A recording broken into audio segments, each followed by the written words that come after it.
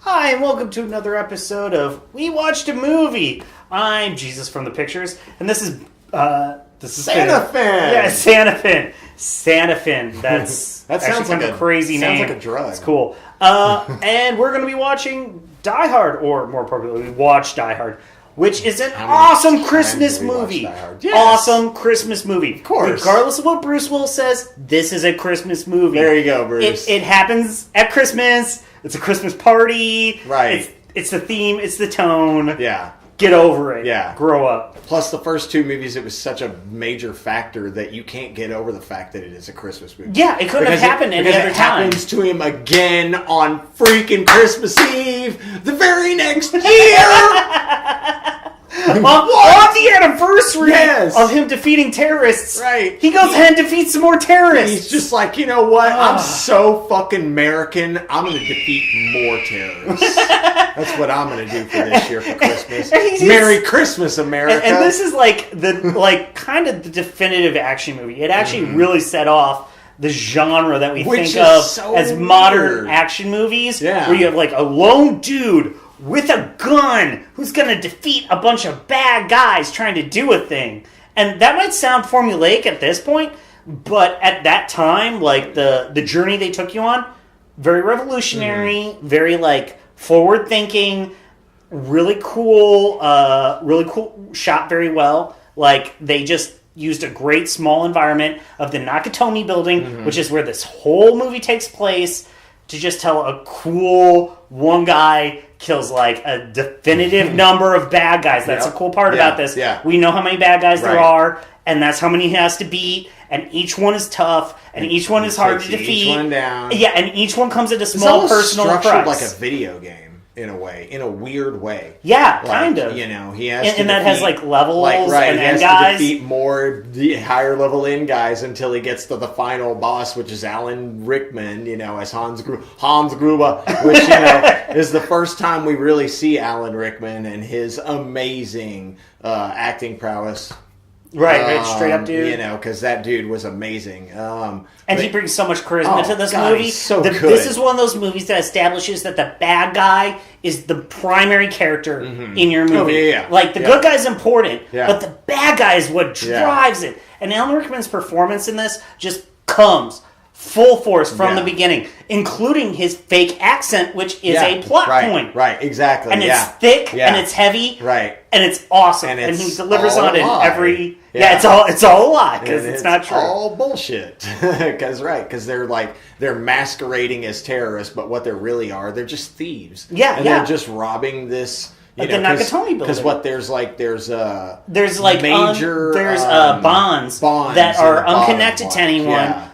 500 million, which they're just at the being time stored there, was an right? insane amount. Yeah, the Nakatomi company keeps keep- this safe with a bunch of rare stuff and these bonds that Yeah. work like $500 million, which Yeah. was just an unimaginable amount of money at the time. Now we're like I billionaires. mean, half that a wasn't billion, like that's nothing. Yeah, you yeah, know? it was back then. it was that obscene. Was like $500 million. But they oh kept my it. God. They kept it where they could just use it however, and that kind of implies a dirtiness to Nakatomi, right. Which kind of gives like the movie a bit more depth to it. Yeah. Where you're like, oh, And a Nakatomi little more isn't moral ambiguity to your villains. You know? Yeah, I mean, are they really that bad for stealing from this company that is probably obviously a little dirty? You know? And they play at that towards the end that like they weren't murderers when they came in here. They're thieves. Yeah. They're here to take stuff. Here to get the shit and get out. Then in comes John McClane, the hero of our movie, which is kind of cool. He's there.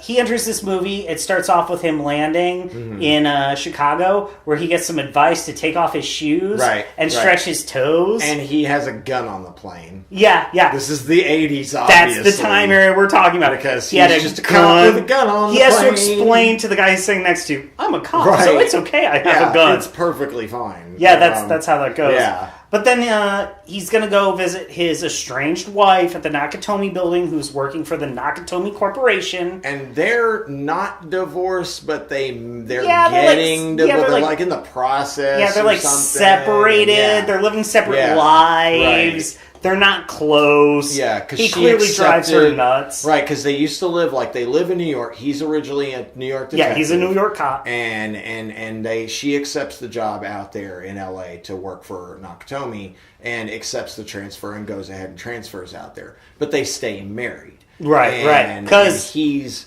Yeah, time and place. Right. And he's coming out for the holidays and to see her but it's very likely she's going to ask for a divorce. Yeah, and you even get the feeling that the reason they're still married is because her company is old school and wants married people in high positions of power. Right. They don't trust single people to really move up the ranks. Right. So that might even be what was keeping them together. Yeah. But then John McClane shows up, and he's not really into the party, so he just disappears to her side office or whatever to stretch his toes out.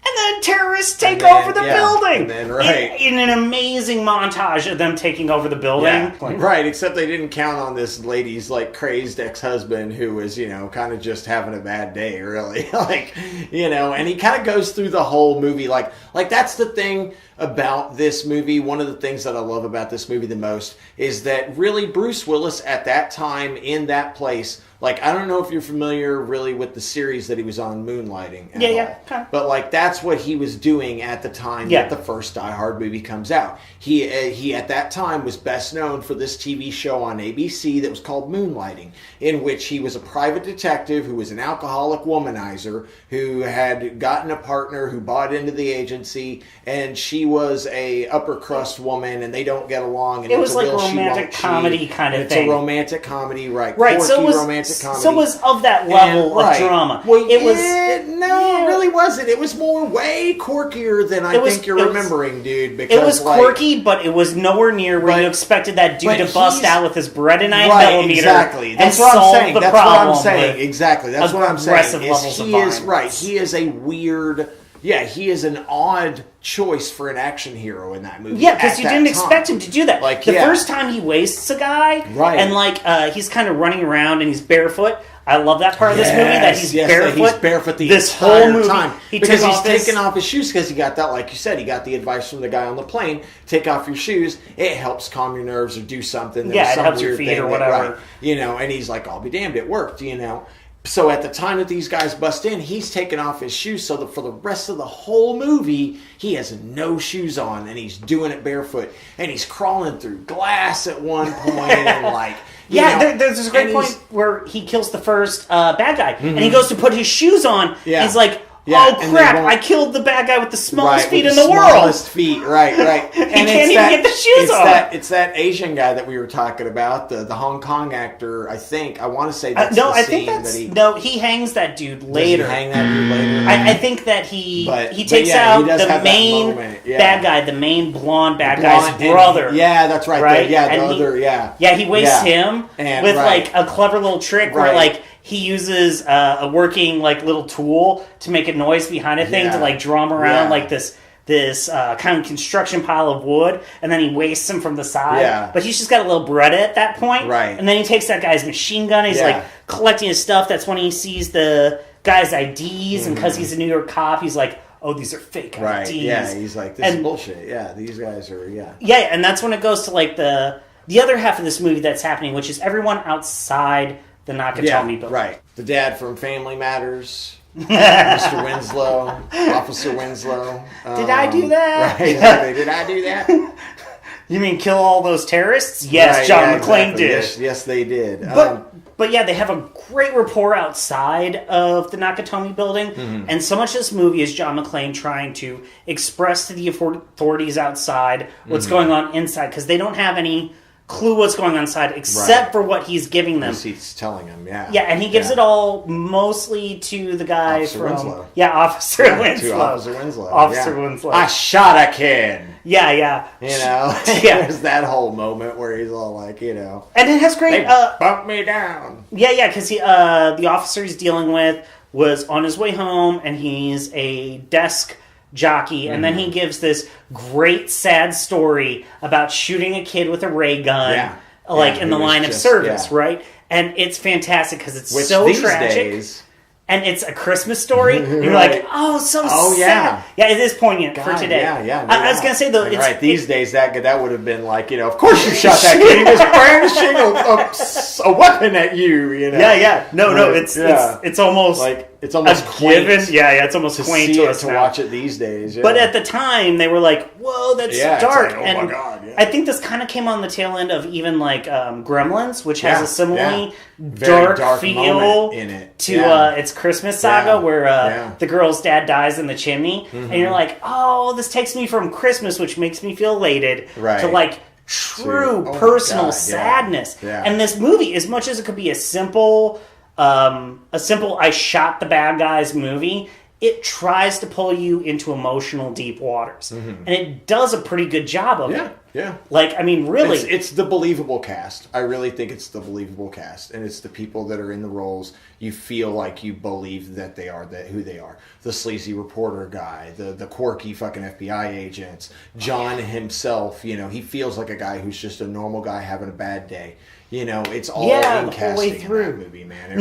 When he's stuck in the vents and he lights his little Zippo to give himself the light to crawl through this vent, which I hate. Small spaces. Yeah. It's totally scary for me. Both the elevator descent, because it's like a ridiculous drop fall, and then crawling through it. You're like, oh man, you really empathize for him. And they made these situations that kind of almost seem cliche now. Very personal and real poignant. And he says to himself, he's like, hey, let's have a little turkey. He's trying to make like rapport with himself. To get through this ridiculous situation. Right. And then you feel good at the end. Like a Christmas movie should make you feel good. The bad guy falls to his death. The officer who can't draw his gun anymore shoots a bad guy. He gets to shoot a bad guy, right? Exactly, yeah. Officer Winslow gets to save the day, kind of. And the hostage gets to punch a journalist right in the square of the face. Journalist, Yeah, so all the levels of evil are punished. Yes, exactly. Appropriately. It feels very good. It's a great movie to come back to. It's a ton of fun. And it is definitely a Christmas movie. Yes! But that has been another episode of We Watched the Movie. Thanks again, you guys, for watching. And until next time, we'll see you guys later. And y'all keep watching movies. Peace. Hey, thanks for watching another episode of We Watched a Movie.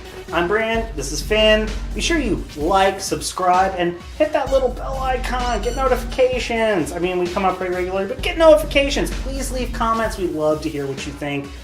We'll change things. We love what you have to say. Thanks for coming. Bye.